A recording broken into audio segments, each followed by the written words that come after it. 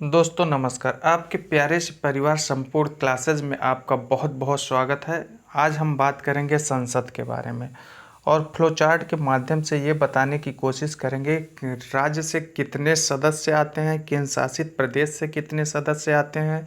इसी प्रकार लोकसभा और राज्यसभा में दोनों में राज्य से और केंद्र शासित प्रदेश से कितने कितने सदस्य आते हैं ये पूछा जाता है, इसलिए इसको फ्लो चार्ट के माध्यम से बताने की कोशिश करेंगे। और संसद 79 अनुच्छेद 79 में दिया गया है संसद में शामिल कौन कौन से लोग होते हैं। लोकसभा, राज्यसभा और राष्ट्रपति। ये क्वेश्चन बनता है कि संसद में कौन कौन से लोग शामिल होते हैं, तो ऑप्शन बनना देगा कि लोकसभा, राज्यसभा, राष्ट्रपति और उपराष्ट्रपति। पूछेगा इसमें से कौन शामिल नहीं होते हैं, तो उपराष्ट्रपति शामिल नहीं होते हैं। तो लोकसभा अनुच्छेद 81 में दिया गया है, लोकसभा अनुच्छेद 81 में दिया गया, वहीं राज्यसभा अनुच्छेद 80 में दिया गया है। राष्ट्रपति के बारे में अनुच्छेद 52 हम पढ़ा चुके हैं, इसके बारे में आज बात नहीं करेंगे। आज सिर्फ संसद के बारे में बात होगी। और संसद अनुच्छेद 79 में दिया गया है, वहीं 80 में राज्यसभा, 81 में लोकसभा। अनुच्छेद 80 में राज्यसभा, अनुच्छेद 81 में लोकसभा और संसद अनुच्छेद 79 में। तो ये तीनों अनुच्छेद आप लोग ध्यान दीजिएगा कि संसद 79 हो जाएगा अनुच्छेद 79 में, और राज्यसभा अनुच्छेद 80 में और लोकसभा अनुच्छेद 81 में। यानी ऐसे सरल से देखेंगे तो सरल से अगर हो जाएगा 79, 80, 81, तो देखेंगे सरल से 79 अनुच्छेद 79 में संसद हो जाएगा, अनुच्छेद 80 में राज्यसभा हो जाएगा, अनुच्छेद 81 में लोकसभा हो जाएगा। इसके बाद हम बात करेंगे कि राज्य से कितने सदस्य आते हैं और केंद्र शासित प्रदेश से कितने सदस्य आते हैं लोकसभा और राज्यसभा में। तो लोकसभा को प्रथम सदन एवं निम्न सदन कहा जाता है, वहीं राज्यसभा को द्वितीय सदन एवं उच्च सदन कहा जाता है। प्रथम सदन और लोगों का सदन, निम्न सदन लोगों का सदन, क्योंकि लोगों द्वारा चुनाव इसमें किया जाता है, इसे ही प्रत्यक्ष सदन कहा जाता है। वहीं राज्यसभा को अप्रत्यक्ष सदन कहा जाता है, क्योंकि इनका चुनाव, सदस्यों का चुनाव अप्रत्यक्ष रूप से होता है। और आगे हम अभी बात करेंगे कि इसका चुनाव कैसे होता है, लेकिन यहाँ हम बात करेंगे राज्यों से कितने सदस्य आते हैं, केंद्र शासित प्रदेश से कितने सदस्य होते हैं और मैक्सिमम कितने सदस्य होते हैं।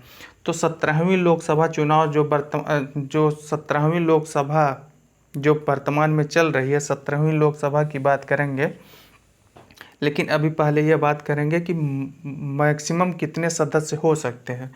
तो 530 सदस्य, देखिएगा ध्यान से देखिएगा, 530 सदस्य राज्यों से आएंगे, 20 सदस्य केंद्र शासित प्रदेश से आएंगे और 2 सदस्य जो आंग्ल भारतीयों का मनोनयन होता था। टोटल मिला के 552 सदस्य मैक्सिमम हो सकते थे, लेकिन जो 2 सदस्य 104वें संविधान संशोधन अधिनियम के द्वारा समाप्त कर दिया गया है, जो आंग्ल भारतीयों का मनोनयन होता था उसको 104वें संविधान संशोधन द्वारा समाप्त कर दिया गया। लेकिन 17वीं लोकसभा में अगर देखा जाएगा, उसमें अभी उसकी संरचना यही है कि 530 सदस्य राज्यों से और 13 सदस्य केंद्र शासित प्रदेशों से और 2 सदस्यों का मनोनयन अभी भी है। ये 18वीं लोकसभा चुनाव में इसको समाप्त किया जाएगा। और जो 530 सदस्य राज्यों से है, ये 525 सदस्य हो जाएंगे। जो 5 सदस्य हैं वो जम्मू कश्मीर केंद्र शासित प्रदेश बनने के बाद में 5 सदस्य केंद्र शासित प्रदेश में जुड़ जाएंगे, तो 13 और 5 18 हो जाएगा और 2 सदस्यों का मनोनयन समाप्त हो जाएगा। यानी 525 और 13 + 5 18 हो जाएगा, 543 सदस्य ये हो जाएंगे 18वीं लोकसभा में। लेकिन 17वीं लोकसभा में अभी भी 545 सदस्य हैं। वहीं राज्यसभा की बात करेंगे, जो अनुच्छेद 80 में दिया गया है, इसे द्वितीय सदन या अप्रत्यक्ष सदन एवं उच्च सदन कहा जाता है।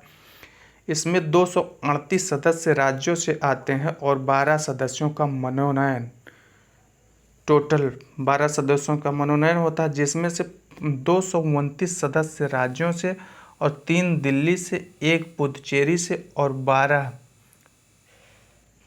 सदस्यों का मनोनयन राष्ट्रपति के द्वारा होता था। लेकिन वर्तमान समय में 225 सदस्य राज्यों से और 4 सदस्य जम्मू कश्मीर से, 4 सदस्य जम्मू कश्मीर से, 3 सदस्य दिल्ली से और 1 सदस्य पुदुचेरी से और 12 सदस्यों का मनोनयन राष्ट्रपति के द्वारा, यानी 245। तो कितना हो गया?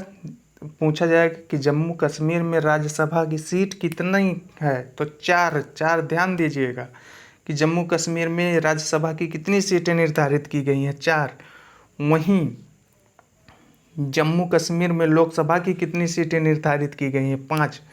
वहीं जम्मू कश्मीर में विधानसभा की कितनी सीटें निर्धारित की गई हैं, 90, यानी 90 विधानसभा की सीटें निर्धारित की गई हैं। ये आप लोग ध्यान दीजिएगा क्योंकि यहाँ से प्रश्न बनना ही बनना है, करंट की बात है। तो 90 विधानसभा सदस्य हो जाएंगे जम्मू कश्मीर में। वहीं अगर राज्यसभा में देखा जाए तो 4 सदस्य हो जाएंगे और लोकसभा में देखा जाएगा तो 5 सदस्य। जम्मू कश्मीर की बात हम कर रहे हैं।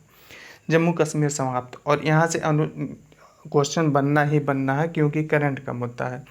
इसके बाद आगे हम बात करेंगे योग्यता के बारे में। योग्यता दोनों को कोरिलेट करके बताते हैं ताकि याद करने में दिक्कत ना हो। इसमें हो जाएगा भारत का नागरिक हो, दोनों में भारत का नागरिक हो, ठीक है, राज्यसभा लोकसभा।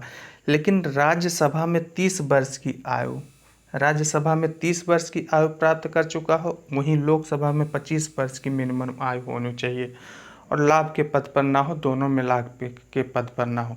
तो योग्यता हो जाएगा क्या? इसमें 25 वर्ष लोकसभा में हो जाएगा और राज्यसभा में 30 वर्ष। वहीं हम बात किए थे राष्ट्रपति, उपराष्ट्रपति और राज्यपाल का कितना है मिनिमम एज, 35 वर्ष। और यह लोकसभा का 25 वर्ष हो जाएगा और राज्यसभा का 30 वर्ष हो जाएगा। वहीं विधानसभा का भी 25 वर्ष होगा और विधान परिषद का 30 वर्ष होगा। ये कोरिलेट करके आप लोग देखिएगा, यहाँ से प्रश्न बनता है। और लाभ के पद पर तो नहीं होना चाहिए किसी में, ठीक है। अब इसमें लोकसभा की बात हम करेंगे कि एक अध्यक्ष का चुनाव, जो 17वीं लोकसभा है उसके अध्यक्ष ओम बिरला का चुनाव सदस्यों में से ही सदस्यों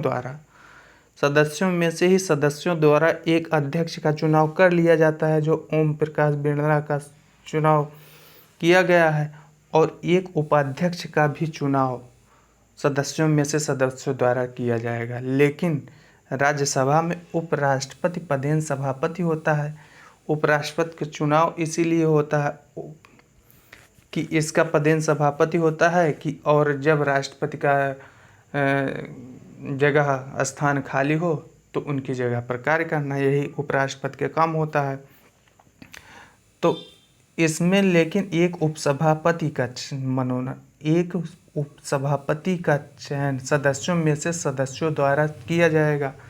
एक उपराष्ट्रपति का निर्वाचन देखिए भैया, निर्वाचन प्रत्यक्ष रूप से जनता द्वारा, यानी लोकसभा का निर्वाचन प्रत्यक्ष रूप से जनता द्वारा, इसीलिए इसे लोगों की सभा, लोकसभा को लोगों की सभा या जनता की सभा कहा जाता है। 2 आंग्ल भारतीयों का चयन होता था, 2 आंग्ल भारतीयों का मनोनयन होता था, लेकिन 104वें संविधान संशोधन द्वारा उसको समाप्त कर दिया गया। लेकिन राज्यसभा में देखेंगे विधानसभा के सदस्यों द्वारा इनका मनोनयन होता है, इनका निर्वाचन विधानसभा के सदस्यों द्वारा होता है।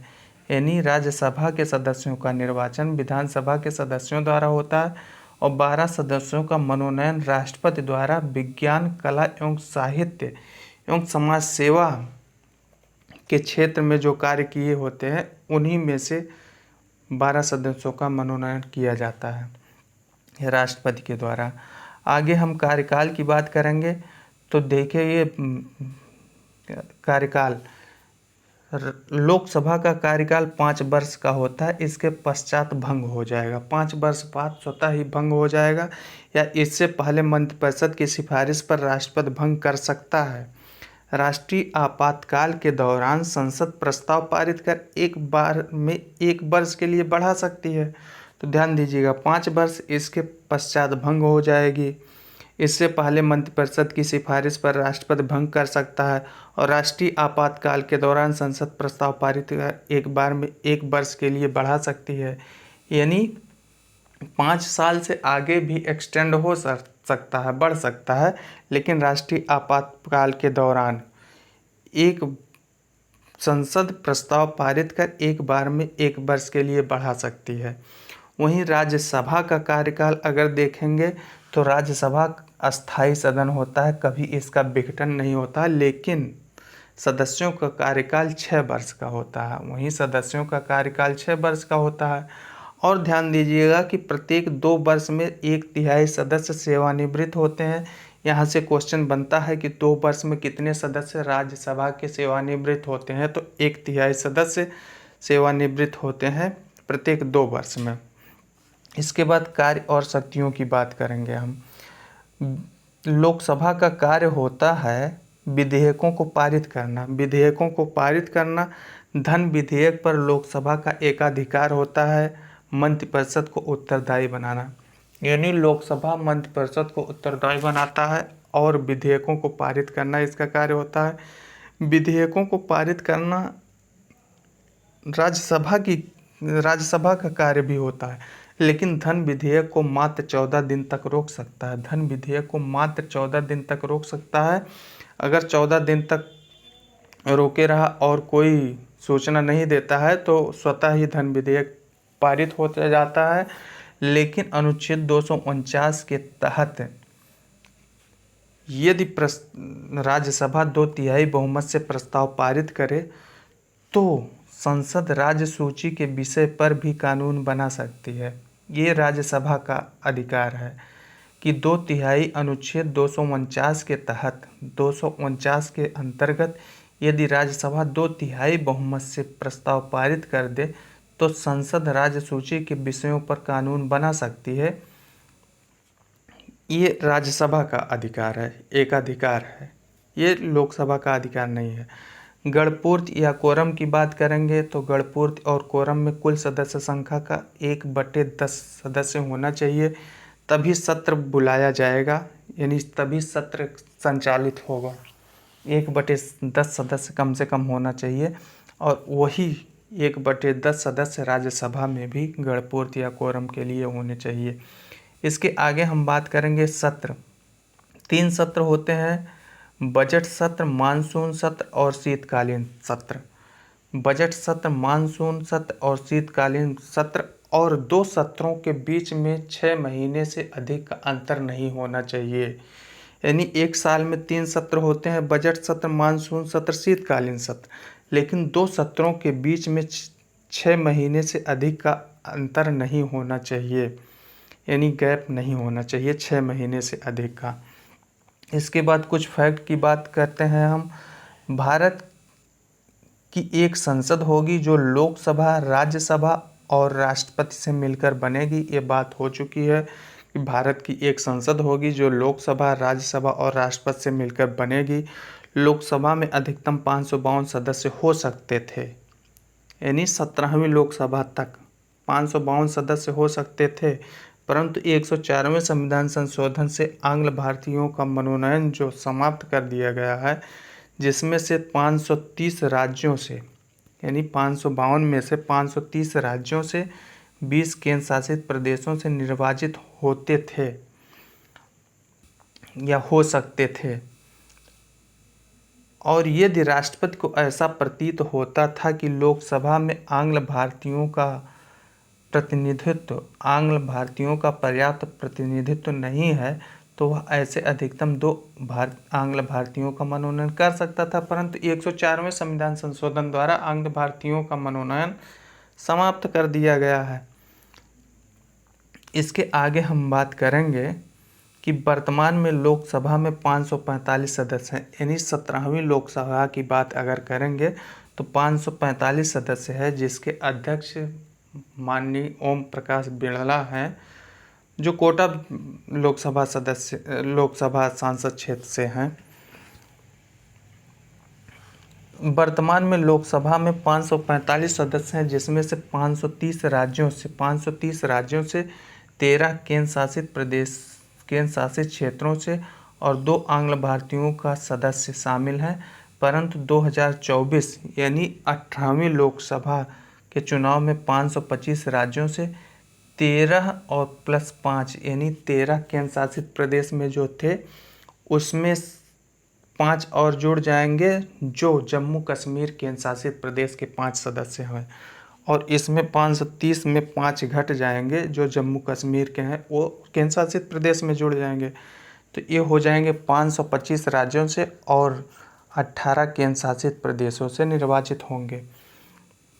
इसके आगे हम बात करेंगे राज्यसभा में अधिकतम 250 सदस्य हो सकते हैं, जिसमें 238 सदस्य राज्यों से निर्वाचित होंगे। और विज्ञान, कला, साहित्य और समाज सेवा, यहाँ से प्रश्न बनता है कि किस किस क्षेत्र से। तो विज्ञान, कला, साहित्य और समाज सेवा 4 क्षेत्र से विशिष्ट योगदान देने वाले व्यक्तियों में से 12 सदस्यों का मनोनयन, राष्ट्रपति के द्वारा जो 12 सदस्यों का मनोनयन होता है किस क्षेत्र से, विज्ञान, कला, साहित्य और समाज सेवा के क्षेत्र में विशिष्ट योगदान देने वाले व्यक्तियों में से। वर्तमान में 225 राज्यों से, 4 जम्मू कश्मीर से, 3 दिल्ली से, 1 पुदुचेरी से और 12 सदस्यों का मनोनयन राष्ट्रपति के द्वारा। 245 सदस्य शामिल हैं, जिसमें से जम्मू कश्मीर से 4 हो जाएंगे, दिल्ली से 3 हो जाएंगे, पुदुचेरी से 1 और 12 सदस्यों को मनोनीत किया गया है राष्ट्रपति के द्वारा। तो जम्मू कश्मीर से कितने, 4 सदस्य राज्यसभा में। लोकसभा में कितने सदस्य, 5 सदस्य लोकसभा में। जम्मू कश्मीर का जरूर आप लोग याद करिएगा। और दिल्ली से 3 सदस्य राज्यसभा में और लोकसभा में 7 सदस्य। पुदुचेरी से 1 सदस्य राज्यसभा में। ये याद करिएगा क्योंकि यहाँ से प्रश्न बनता है। दोस्तों, यदि इसी प्रकार अच्छा कंटेंट चाहिए तो चैनल को सब्सक्राइब करें और वीडियो अच्छी लगी हो तो लाइक अवश्य करें। धन्यवाद।